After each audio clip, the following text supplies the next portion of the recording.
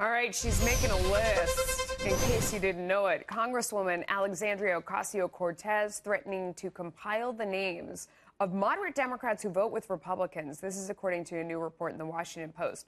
Joining me now to discuss this is Karl Rove, former senior advisor for President George W. Bush, and a Fox News contributor. I need to pick your political brain here, Karl, because I can't decide how this story is going to go.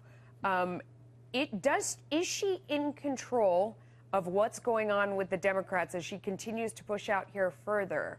Or are they going to kind of come in and rise up and try and, as she makes this list of people she's going to primary, are they going to send someone her way to try and get her back in line? What do you think happens within the Democratic Party? Well, I think nothing good comes of this.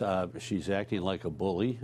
She's not, freshman. She's a freshman member who hasn't demonstrated that she's got the ability to raise money and direct political activity in a certain way. She's backed by a group called Justice Democrats, which sort of a far-left movement inside the Democratic Party, and they will back challengers in some instances. But look, the nature of the districts that we're talking about here, 32 seats now held by Democrats that were formerly held by Republican members of the House, and those districts were won by Donald Trump. And my sense is even the Democratic Party in those districts is going to tend to be a little bit more to the middle than Ocasio-Cortez's district.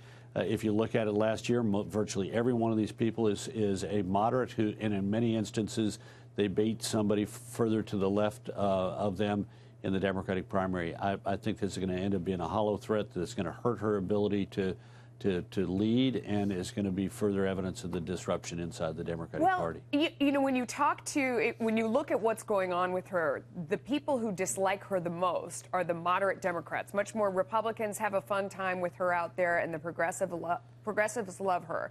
It's the moderate Democrats who are really upset about the attention she's getting and the like.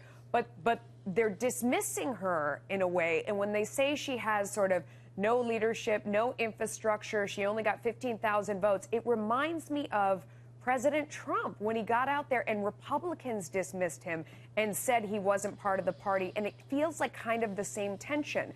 And they said he had no grassroots organization. He was going to go, he may be winning these popularity polls, but that's not the Electoral College. He doesn't know how to do it, and then he won. She's not going to back down. How do they finally come to terms with her? Are they able to get rid of her, or does she? No, I don't think they're. Look, they're not going to knock her out in her district. My point is that she's unlikely to knock them out in theirs. Now, we won't know for a year or so, and you may be right. She may be sui generis, just like the president is, a unique political figure, comes out of nowhere at the age of 29 and then sweeps the field in front of her, smashing more centrist-minded Democrats left and right. But I don't think so. I think she is just striking out at people, trying to threaten them, coming across as a little bit of a bully. Yeah. And a year from now, unless she delivers on this, unless she has taken a couple of these people out and clearly played a role, people are going to say, you know what, she came here, she talked a big game, but she wasn't able to follow through on it. I'm not afraid of her anymore. Yeah. No, she does seem like a bully in this instance especially, and there's that fine line between, are you a bully or are you promoting unity within your party and keeping everyone together, or are you a bully and you're browbeating them? Karl Rove, go ahead, final thought, go ahead. Anybody who says I'm the boss and talks about making lists always makes me think that they're a little bit taken with themselves. Yeah, or fascists. Karl Rove, thank you so much.